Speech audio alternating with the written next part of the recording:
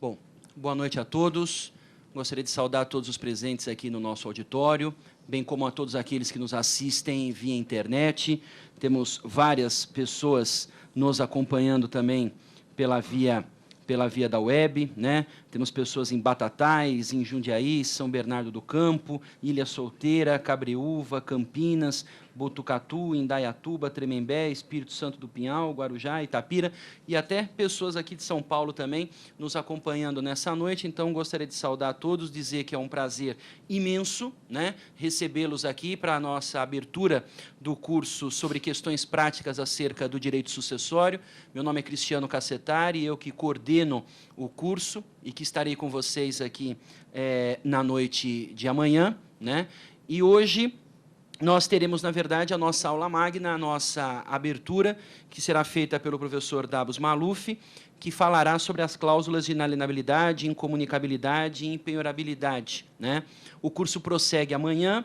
Amanhã eu que estarei ministrando a aula, falando sobre a sucessão do cônjuge, né, a polêmica e temida sucessão do cônjuge, tratando das questões acerca da concorrência com descendentes e ascendentes, essa situação inusitada que vivemos, né, atualmente, haja vista que o Código de 2002 modificou esse panorama, né, acerca da sucessão do cônjuge. Então, trataremos amanhã desses pontos polêmicos.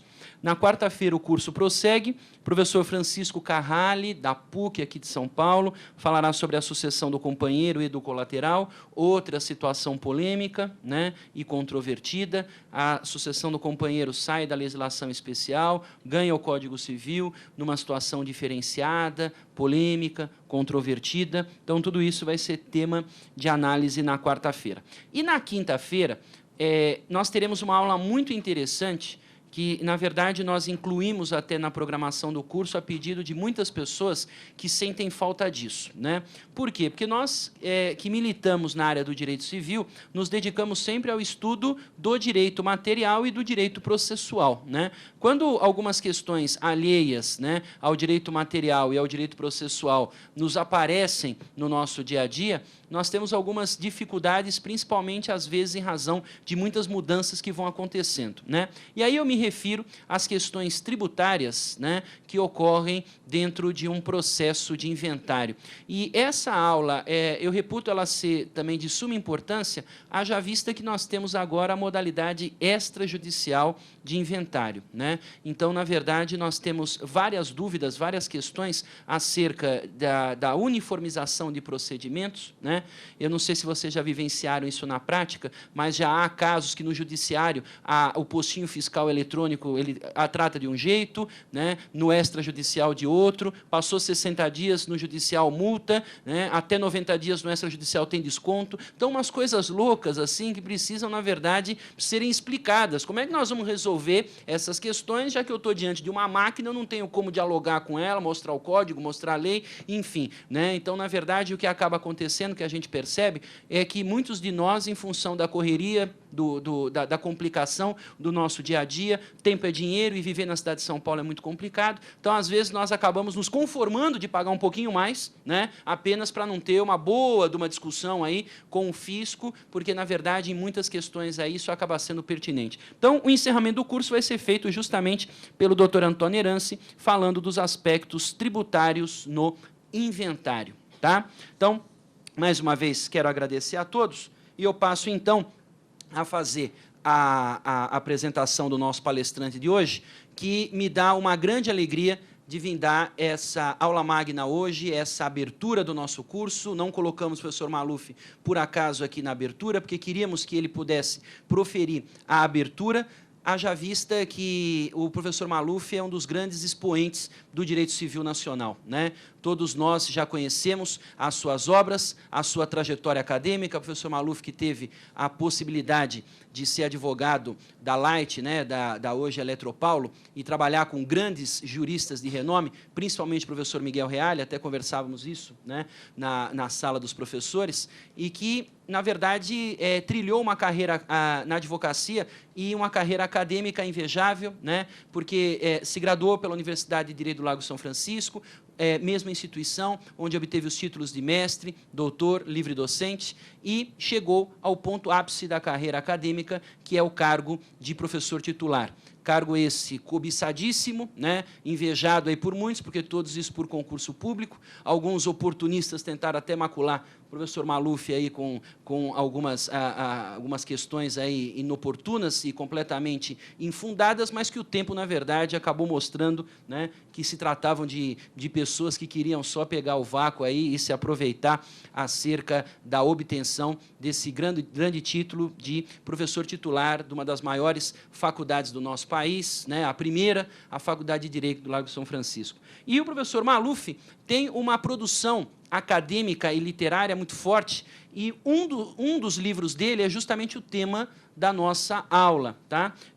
O professor Maluf escreveu sobre cláusulas de inalienabilidade, incomunicabilidade e impenhorabilidade. Livro esse que está na 4ª edição, editado pela RT, e é uma referência sobre esse tema. Sempre que queremos consultar algo acerca desse tema, não dá para pensar em ninguém além do professor Maluf, haja vista que é o único que escreveu e que enfrentou esse tema que tem a ver não só com o direito sucessório, né, mas também com o direito contratual. Então, na verdade, nós estamos falando aqui de questões que podem ser debatidas não só num testamento, né, porque o testamento hoje, dentro da advocacia, ganha uma importância fundamental acerca do planejamento sucessório, né. Muitas pessoas até me procuram para fazer um planejamento sucessório. Essa semana temos mais um aí para estar fazendo, justamente por quê? Porque a questão sucessória ficou muito alterada. A questão sucessória ganhou uma modificação muito grande, né? E nós, advogados, temos a obrigação de tentar trazer para o cliente uma solução com relação a essas questões controvertidas aí,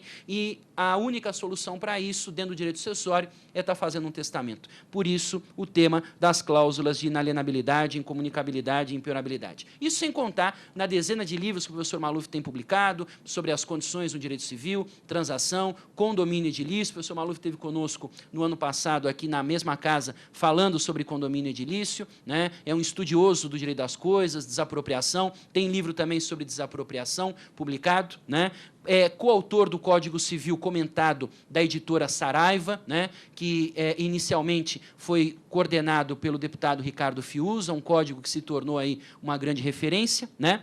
E hoje, uma das outras obras também importantíssimas que o professor Maluf tem é a coautoria com os livros do professor Washington de Barros Monteiro. Quem de nós não estudamos com os livros do professor Washington de Barros Monteiro na nossa graduação, né? E para essa coleção continuar a se perpetuar no tempo, é que a família decidiu por escolher alguns doutrinadores de escola, o professor Maluf é um deles, para se tornar coautor do livro. Aliás, gostaríamos até de convidar a todos que está aqui presente, que nos assistem via internet, que na próxima terça-feira, no dia 12 de maio de 2009, às 19h30, haverá o lançamento, né, ou melhor, um relançamento aí, mas um lançamento em função dessa nova edição, né, de todo o curso de Direito Civil do professor Washington de Barros Monteiro, agora em coautoria. Vai ser aqui no Shopping Pátio Paulista, pertinho aqui de nós, conhecido por todos nós, né, na editora Saraiva, na Saraiva Mega Store ali do Shopping Paulista. Então, quem puder estar presente, vai ser uma alegria muito grande, né,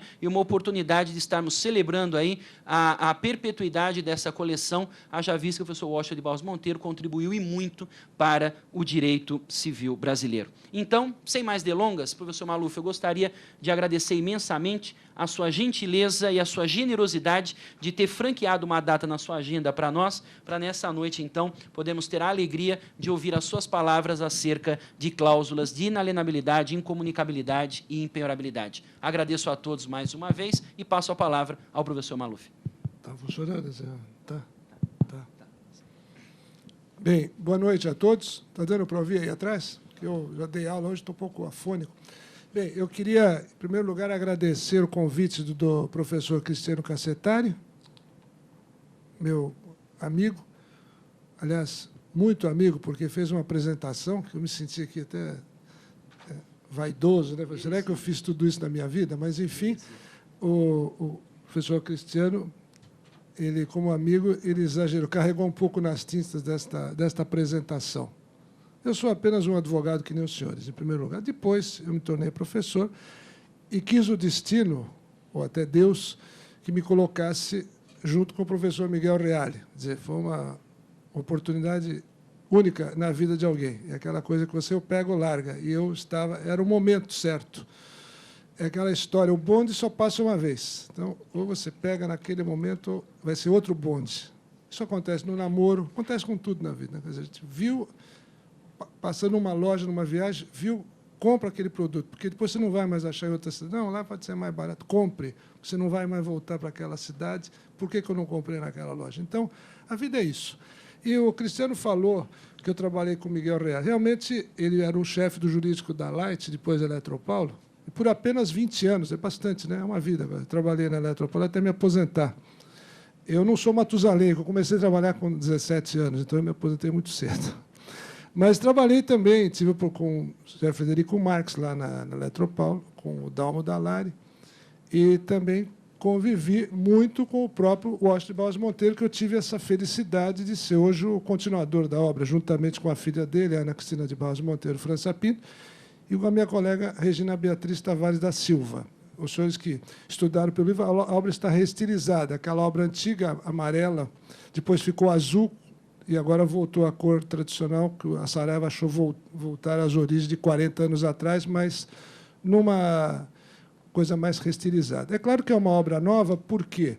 Porque toda aquela jurisprudência ela foi reformulada, evidentemente. Nós estamos em 2009. O Washington escreveu nos anos 50, 60, 70, então não era possível manter. Mantivemos aquela jurisprudência antiga a título histórico. E depois ela ficou maior, porque nós tomamos o cuidado de colocar as emendas dos acórdãos. Facilita muito a vida do advogado, do juiz, do desembargador, porque o Washington remetia a RT volume tal, obrigava o advogado a conferir. Aqui não. Aqui todas as emendas do Superior Tribunal de Justiça, todas as emendas, estão as emendas completas, por isso que a obra ficou bem maior. Então, na terça-feira, faço esse convite, que é com grande alegria que nós estamos relançando essa obra. São 6 volumes. A professora Ana Cristina de Barros Monteiro França Pinto fez o volume 1º e 6º, Partes Gerais e Sucessões. A professora Regina Beatriz Tavares da Silva, que é grande especialista em direito de família, fez direito de família. E eu fiquei com a parte, a meu ver, acho que um pouco mais pesada, obrigações, parte geral, contratos e coisas. A parte mais indigesta, dizemos assim, ficou comigo. Mas é um desafio, e vamos lá. Espero que eu não tenha criado um Frankenstein. Mas acho que não. Quem já leu a minha atualização parece que gostou, então valeu o desafio. Bom, então, feito esse breve relatório, eu, como disse, convivi com o Washington Barros Monteiro por muitos anos, no escritório dele, e por laços de família, de um tio que havia trabalhado, era amigo dele particular, meu tio Nicolau Tuma, que morreu há 2 anos, com 95 anos, amigo particular de Washington Barros Monteiro, e eu tinha essa facilidade de acesso ao Washington Barros Monteiro. Mas isso não quer dizer que eu não tenha convido com outros civilistas. Silvio Rodrigues foi meu professor por muitos anos, Cesarino Júnior, todos os grandes professores da faculdade foram meus professores. Mas, como eu falei, acidente de percurso. Eu sou mais velho que o senhor, então eu tive essa felicidade de conviver com Caroto Mendes de Almeida, com Filomeno Costa, com essa pleia de juristas, que, infelizmente, já todos já falecidos. Hoje, a nossa aula de hoje é sobre as cláusulas de inalienabilidade. Quando eu escrevi a primeira edição desse livro, há 30 anos atrás, 79, 80, claro que muita coisa mudou. Não havia nada sobre a matéria no Brasil, apenas tinha um livro escrito antes do Código de 16, do José Alpiano Pinto de Souza, 1910, portanto, antes do Código de 16. E o José Alpiano foi o único doutrinador que enfrentou essa questão. É claro que, em 1980, muita coisa havia passado, eram 70 anos. E, evidentemente, que, ao enfrentar o tema, enfrentei-o de forma violenta, porque eu tinha que enfrentar aspectos processuais, o problema da empenhorabilidade dos frutos e rendimentos, problema altamente complexo e que ninguém chegava a uma conclusão. E, até hoje, existe polêmica e eu já vou chegar lá. Eu, por questões práticas, eu vou dividir essa nossa palestra, eu vou fazer um breve histórico, escorço histórico, brevíssimo, 3, 4 minutos. Depois eu vou enfrentar as cláusulas, uma por uma. Eu vou enfrentar a cláusula de inalienabilidade, que é a maior, que ela envolve as duas menores, a de incomunicabilidade e de impenhorabilidade. Dentro da impenhorabilidade, eu vou enfrentar a questão dos frutos e rendimentos, e depois eu vou fazer uma comparação entre o Código de 16 e o Código de 2002, por causa da grande inovação do legislador de 2002, que foi a questão da justa causa no testamento, que eu só posso clausular legítima se houver justa causa. A grande inovação do Código. E a outra inovação é que o Código, explicitamente, no artigo 1911, já prevê que a cláusula de inalienabilidade inclui a de incomunicabilidade e impenhorabilidade, coisa que o Código de 16 não fazia. Quem o fazia, quem o fez foi a súmula 49 do Supremo Tribunal Federal, para evitar esse tipo de problema. Inclui ou não inclui? Então, a súmula 49, que já é antiga do Supremo Tribunal Federal, dizia que a cláusula de inalienabilidade incluiria a cláusula de incomunicabilidade. O legislador de 2002 foi mais além, dizendo que também a de impenhorabilidade estaria dentro da cláusula maior, que seria de inalienabilidade. E é uma questão de vernáculo, inalienabilidade. Os senhores, não sei se alguém estudou latim aqui, alguns devem ter estudado da minha faixa de idade, mas em latim é o negativo. Quer dizer, é aquilo que não se pode vender, aquilo que não se pode alienar. Então, fora do comércio, seria inalienável. Muito bem. Na questão da inalienabilidade, então, o Código Civil regulamenta, de 2002, regulamenta essa matéria em 2 artigos. O artigo 1848 e o artigo 1911. O artigo 1848 diz que, salvo se houver justa causa, eu não posso clausular a legítima do herdeiro necessário. E aí já começa a primeira discussão. Crítica esta feita por Orlando Gomes e por Silvio Rodrigues, dizendo que era um absurdo poder clausular a legítima, porque, se ela pertence de pleno direito ao herdeiro necessário, por esses 2 saudosos civilistas, entenderiam ele que não poderia haver a cláusula de inalienabilidade sobre a legítima do herdeiro necessário. Mas era uma peculiaridade do direito brasileiro, defendida pelo professor Francisco Morato, num precioso artigo publicado em 1943 na revista Direito, que ele publicou, Francisco Morato, que foi um dos diretores da Faculdade de Direito, e dizia que era uma peculiaridade do direito brasileiro o clausulamento da legítima. Então, era uma exceção à regra geral. A grande novidade do Código de 2002, portanto, em relação ao Código de 1916, a questão da eu tenho que justificar. E aí já vem o primeiro problema, o grande problema. Como é que eu posso justificar se a pessoa pode contrair uma doença grave com 40 anos e ter um filho de 10? Que justificativo que ele vai adivinhar? Ele é Nostradamus, bom, meu filho daqui a 20 anos vai ser um Stroessner? Eu não posso adivinhar o futuro. Então fica difícil, porque eu tenho que ter justa causa. Não basta dizer, para garantir o futuro do meu filho, para as incertezas da vida, esse tipo de justificativo não é suficiente. Isso vai ser questionado no judiciário. O meu filho, daqui 20 anos, quando ele tiver 30, não, mas o meu pai, quando fez o testamento, eu tinha 10. Como é que ele podia saber o que ia acontecer daqui 20? Então, vai ser questionado. Essa é a crítica que o próprio Álvaro Vilaça Azevedo, meu colega de congregação e de departamento, recentemente aposentado, ele dizia isso, quer dizer, sempre haverá alguém que irá questionar isso. E, realmente, eu não costumo ler em palestra, porque eu acho até um desrespeito a quem está ouvindo, mas aqui, no meu livro, eu dizia o seguinte, quando eu falava do anteprojeto, e dando razão ao Álvaro Vilaça Azevedo, que o Álvaro Vilaça tem ele tem um verbete na Enciclopédia Sagrada de Direito sobre a cláusula de inalienabilidade. E eu transcrevo aqui, por isso que eu vou ler, para não trair a minha memória daquilo que pensava o Álvaro Vilaça há 30 anos atrás, quando estava sendo discutido ainda o projeto.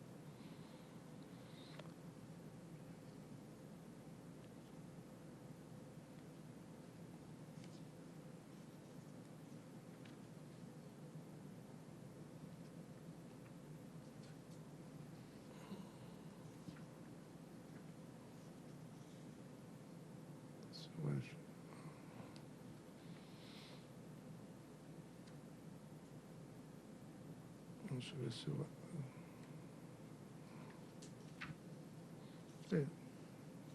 Estou achando que nessa edição aqui, na outra, eu tinha mais familiaridade. Só um minuto. Bem, estou achando, mas não tem problema. O fato é que o Álvaro Vilaça criticava, e eu dizia o seguinte, realmente, se eu tenho um filho menor de idade, como é que eu vou justificar esse filho que tem 10 anos para daqui a 20 anos, o que vai acontecer? Então, essa era a crítica que o Álvaro fazia e que eu endossava. O outro problema que surgiu, senhores, interessante, é o seguinte, salvo se houver justa causa no testamento. E quanto à doação? O Zeno Veloso, meu companheiro de Código Civil comentado, falou, doutor Maluf, e a doação? Grande problema que ninguém conseguiu resolver, porque realmente, na justa causa, o artigo 1848 está lá dentro da sucessão, mas lá na doação o código é omisso, não fala nada.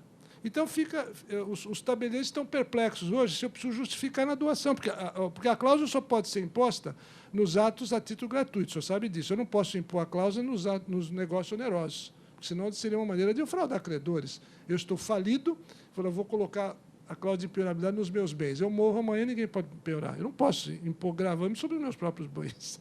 E a título oneroso, somente eu só posso clausular nos negócios a título gratuito, nos testamentos e nas doações. Então, no problema da doação é outro problema, ficou omisso, o Código não fala nada. O terceiro problema, surgido pelo Código de 2002, é o famoso aditamento feito naquele ano que se passou, que um ano que o Código, numa linguagem, a meu ver, infeliz e equivocada, falou em aditamento e testamento. O testamento é um ato seríssimo, é um ato unilateral, é um ato personalíssimo, essencialmente revogável.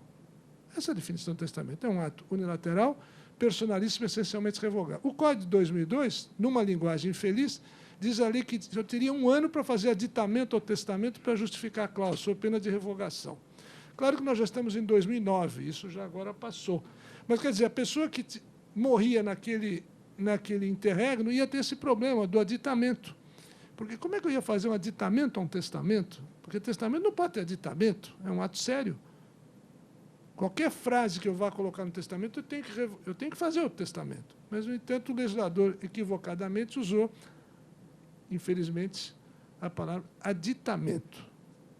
Outro problema sério. Na questão da doação, portanto, continua prevalecendo a cláusula, tenho para mim que, por questões de interpretação, e aí caímos na regra de Carlos Maximiliano, claro que na aplicação do direito e no direito intertemporal, na hermenêutica, Maximiliano dizia que é problema de interpretação. É claro que, se vale para o testamento, também deveria valer para a doação, é evidentemente. Agora, vocês vejam que coisa interessante. O testador tem que clausular com justa causa para o herdeiro necessário, mas não tem que clausular com justa causa para o sobrinho, por exemplo, que não é herdeiro necessário. Para o filho, ele tem que justificar, para o sobrinho, não. Para a Santa Casa, não. Para o Hospital do Câncer, não. O legislador foi claro. A justa causa na legítima do herdeiro necessário. O sobrinho não é herdeiro necessário, a Santa Casa não é herdeiro necessário. Então, vocês estão vendo que é difícil fazer lei, né? Quer dizer, fica essa omissão, diríamos assim, do legislador, que só a jurisprudência agora que vai ter que resolver. E aquilo que Hahnemann Guimarães, em 1948, no Supremo Tribunal Federal, já dizia que o fim da lei é teleológico, é aquilo que está escrito, é a intenção. Não é o que está escrito. Isso, aliás, lapidariamente, quem enfrentava muito bem esse problema era o professor Alípio Silveira, no livro dele, Hermenêutica, também ele monge de França, mas mais o Alípio Silveira. E esse voto antigo, mas essa história de voto antigo não tem problema nenhum, porque o voto, quando é bom, pode ser antigo. O livro, quando é bom, não tem idade. Não tem idade. Dante escreveu há 800 anos, está aí, todo mundo lendo a Divina Comédia. Então, não tem esse negócio de livro velho. O voto é antigo, mas é bom. Então, o Hahnemann Guimarães, lá no Supremo, em 48, dizia que o fim da lei é teleológico. E é claro que aí nós temos que buscar aonde a regra? Lá na Lei de Introdução ao Código Civil, no artigo 5º da Lei de Introdução de 42, que está em vigor, continua em vigor. Na aplicação da lei, o juiz atenderá aos fins sociais a que ela se dirige e às exigências do bem comum. Essa era a regra na falta de legislação escrita. Bom, questão histórica, como eu falei, eu vou falar 3 minutos da história. Quando começou esse processo de restrição, de clausulamento, isso começou, como quase todos os institutos de direito civil, lá no direito romano. Se vocês forem no direito romano, vocês vão encontrar na lei do divórcio, havia divórcio em Roma, do adultério, e a Lex Julia de Fundo Dotali, só para dizer rapidamente a origem. Mas a origem era romana.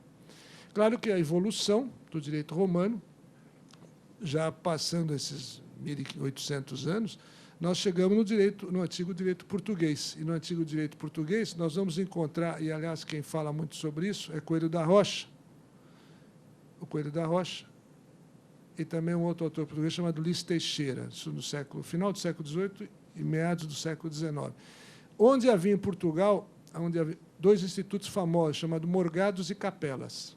Morgados e Capelas. Quem enfrentava muito esse tema era o professor Joaquim Canuto Mendes de Almeida. Nesses Morgados e Capelas, que eram instituições do direito português, nós encontramos isso nas ordenações manuelinas de 1603, que vigoraram no Brasil até muito tempo. Vocês pegam o Código de 16, revogam essas ordenações manuelinas. É incrível esse paradoxo. Em Portugal, as ordenações só vigoraram até 1867, que o Código Português, o primeiro, é de 1867, o Código Brasileiro é só de 1916. Então, no Brasil, que era colônia, as ordenações manuelinas vigoraram por mais 70 anos. É gozado isso, né? Quer dizer, até 1916. Está lá no artigo 1808, revogam-se as ordenações, os alvarás, etc, etc. Tudo bem. Então, no direito português havia restrição? Havia restrição. No direito brasileiro, antes do Código de 1916, qual foi a lei que mudou todo o regime sucessório? O senhor que é especialista nisso, eu acabei sendo um pouco, porque o primeiro caso de São Paulo, o senhor sabe que fui eu que ganhei.